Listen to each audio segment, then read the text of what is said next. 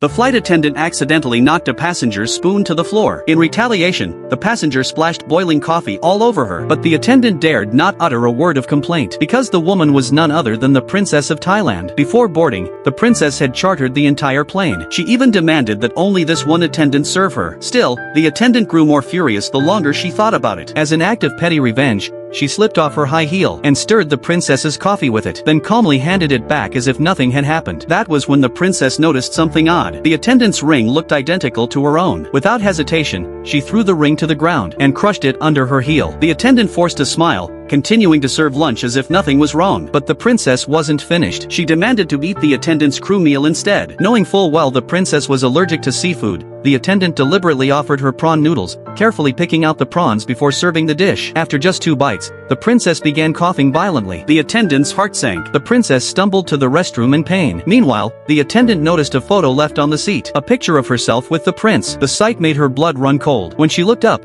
the princess was staring at her with an eerie gaze. The attendant had no idea how serious things were about to get. At the end of her shift, she was preparing to leave the airport, only to see breaking news on TV. The princess had died. As a royal, her body had to be returned home immediately, and before her death, she had named the attendant to escort the body on the flight. Afraid of losing her job, the attendant couldn't refuse. But soon after takeoff, the plane hit heavy turbulence. The princess's body was thrown violently to the floor, and then began sliding straight toward her. In panic, the attendant unbuckled herself and hid in the corner. When everything finally went still, she cautiously approached to lift the body. But just as she reached out, the corpse suddenly twitched. Terrified, she called the captain for help. But with the turbulence ongoing, he couldn't leave the cockpit. So the attendant dragged the body back to its seat and strapped it down tightly. Thinking she could finally rest, she closed her eyes. But the nightmare wasn't over. She awoke to the sound of high heels clicking on the floor. Slowly, she turned toward the princess's seat, only to discover the body was gone.